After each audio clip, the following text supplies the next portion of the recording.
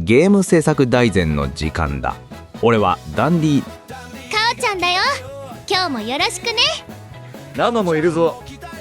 ねえダンディ、私の作ったゲーム友達にテストプレイしてもらったんだけどさ。ほう、それで。難しすぎて無理って人と簡単すぎてつまらないって人に分かれたの。どうすればいいの？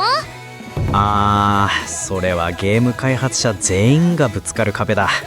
実はこの問題50年以上前に心理学者がすでに解明してるんだよ。50年しかもこの理論を使って世界的ヒット作を作った天才がいる。風の旅人の開発者ジェノバ・チェンだ。我々ラマも没入体験を作らねば。前？生のゲーム牧草を食べるだけだよね。まず基本からいこう。フロー理論って知ってるか？フロー？水の流れ？簡単に言うと時間を忘れるほど何かに没頭してる状態のことだ。ゲームやってて気づいたら3時間経ってたみたいな。まさにそれだ。この状態を発見したのがハンガリーの心理学者チクセント・ミハイだ。チクセント・ミハイ。名前は覚えなくていい。大事なのは中身だ。こいつは世界中で数千人にインタビューして人が最も充実感を感じる瞬間を調べた。数千人？日本の10代、インドの大人、イタリアの農家、シカゴの工場労働者、文化も職業もバラバラなのに共通した体験が出てきたんだ。全然違う人たちなのに同じこと言うの？それがフロー状態だ。特徴は主に3つ覚えておけばいい。1つ目、挑戦とスキルのバランスが取れていること。難しすぎず簡単すぎ。2つ目、明確な目標と即時フィードバック。何をすべきか分かって結果がすぐ返ってくる。ゲームって全部そうじゃない？いいところに気づいたな。ゲームはもともとフロー状態を作りやすいメディアなんだ。3つ目、活動自体が報酬になること。ご褒美がなくても楽しいって状態だ。ラマが牧草を食べるのもご褒美なしで楽しいフロー状態だ。それはただの食事だよ。面白いのかな。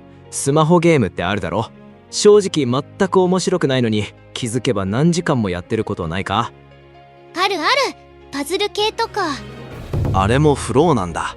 人は面白いかどうかより操作に対するレスポンスの期待で夢中になれ。面白くなくても夢中になれるの？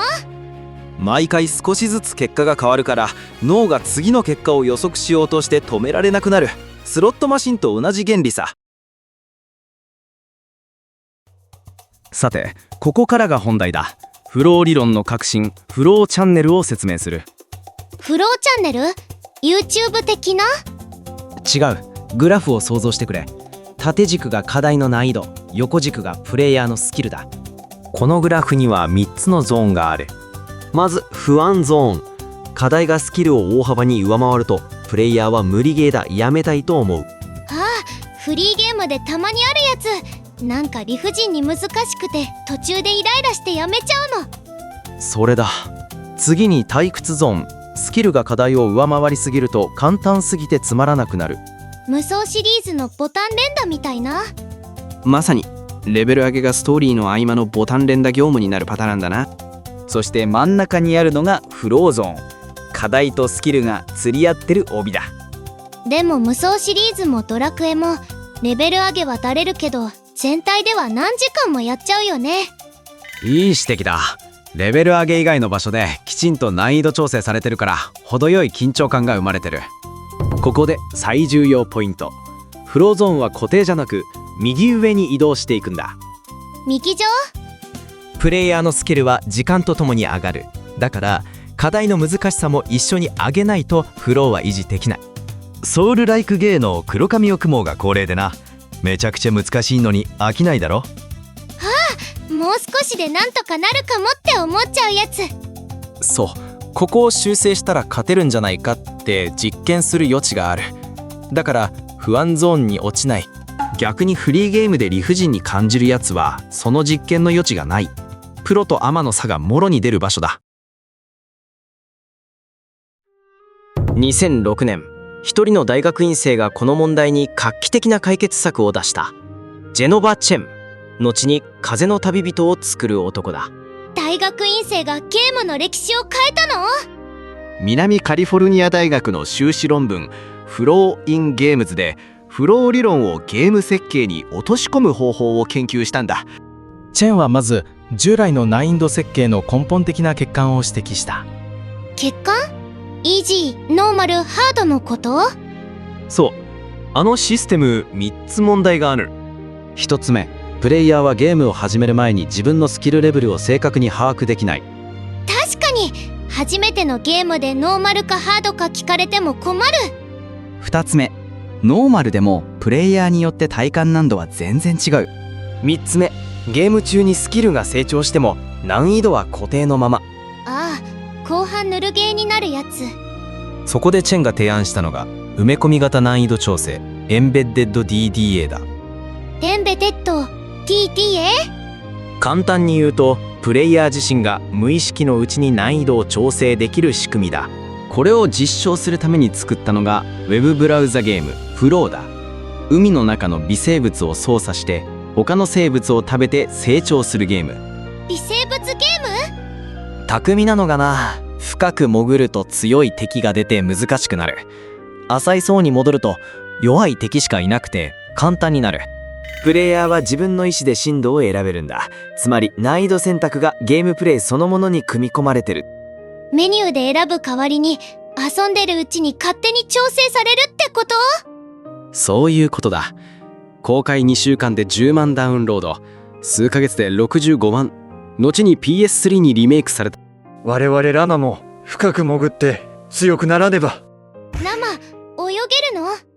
沈む。ここからは具体的なゲームの事例を見ていこう。まずバイオハザード4だ。バイオ4、名作だよね。バイオ4には隠し難易度スケールという1から10の隠しパラメーターがある。隠し？プレイヤーには見えないの？見えない。ノーマル難度だとグレード4からスタートして、成績に応じて2から7の間で自動調整される。連続ヘッドショットを決めてダメージも受けてないと難易度が上がる。敵が速くなって回り込んでくる。逆に下手だと？同じ場所で何度も死ぬと難易度が下がる。敵の数が減って反応速度も遅くなる。重要なのはプレイヤーがこのシステムの存在に気づかないこと。公式攻略本でしか言及されてないほど自然に機能してた。すごい、裏で助けてくれてたんだ。次はバルブのレフト4デッドだ。こっちは AI ディレクターというシステムを使ってる。 AI ディレクター？映画監督みたいな？まさにそうだ。単に難しさを調整するだけじゃなく、感情のペース、つまり緊張と主観のリズムをコントロールする。3つのフェーズがある。ビルドアップで緊張をためて、ピークで大量の敵が押し寄せてリラックスで回復させる。チームの体力が低く弾薬が少ないと AI が敵を減らしてアイテムを増やす。順調だと逆に厳しくなる。映画の脚本みたい。まさにそう。映画の緊張と主観のリズムをリアルタイムでゲームプレイに適応してるんだ。緊張と緩和で言えば最高峰はアンチャーテッドシリーズだな。ハンチャーテッド、私も大好き。緊張と緩和のバランス、難易度、リスタートまでのスピード感、どれもズバ抜けてる。死んでもすぐやり直せるし、ちょうどいい難易度で常にフローゾーンにいられるんだ。気づいたら何時間もやっちゃうんだよね。さて、ここからが本番だ。個人ゲーム開発者が今日から使える3つのテクニックを紹介する。待ってました。テクニック、階段式難易度カーブだ。階段式？難易度を直線的に上げるんじゃなくて、上げて少し下げてまた上げるんだ。階段状にする。新しいステージやスキルを導入した直後は意図的に難易度を下げる。慣れてから再び上げる。一歩下がって二歩進むみたいな。そう。これでプレイヤーの達成感を維持しつつフローゾーンにとどめる。テクニックにプレイヤーの選択として難易度を埋め込むかと、チェンの思想の応用だ。メニューで選ばせない方法？寄り道すると強化アイテムが手に入って実質難易度が下がるとか、危険なルートを選ぶと報酬が多いとか、アンダーテールが最高の例だな。よりレアなエンディングを見るには茨の道を通る必要がある。でも誰も倒さないっていう簡単な方法で別エンディングも見られるんだよね。そう、プレイヤーは自分が選んだと感じるから手加減されたという不満が生まれない。我々ラマもプレイヤーに選ばせねば。生の牧草ゲーム選択肢あるの？牧草を食べるか食べないかだ。それはゲームなの？テクニック3、失敗のコストを調整すること。失敗のコスト？フロー状態が途切れる最大の原因は長いリトライだ。セーブポイントを細かく配置する。リトライまでのロード時間を極限まで短くする。セレステってゲーム知ってるか？めちゃくちゃ難しいけど理不尽じゃないって言われてる。聞いたことある。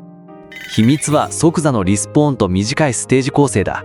死んでもフロー状態が途切れない設計になってる。なるほど。難しくてもすぐやり直せれば投げない。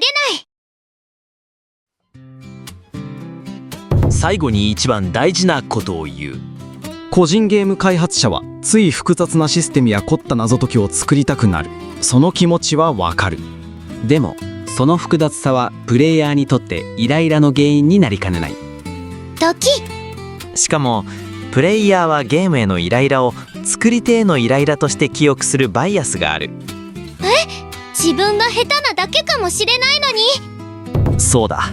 先に進めなかったら難易度調整がクソ、テストプレイ不足って思われる。当然ゲームの印象もネガティブになる。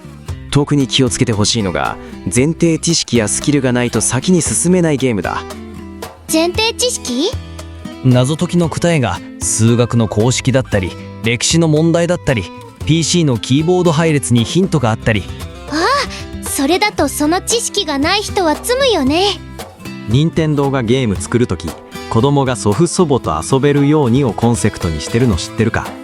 あらゆる年齢の人が遊べるように。その発想が大事だ。風の旅人はセリフが一切ないにもかかわらず文化を超えた世界中の人々に物語に感動したと言わしめ。操作は視点操作、ジャンプ、音を鳴らす、たった3点だ。説明書なんかいらない。3つの操作で世界中を感動させたんだ。スーパーマリオブラザーズだってジャンプとダッシュだけで世界中の人に愛されてるだろ。シンプルイズベスト。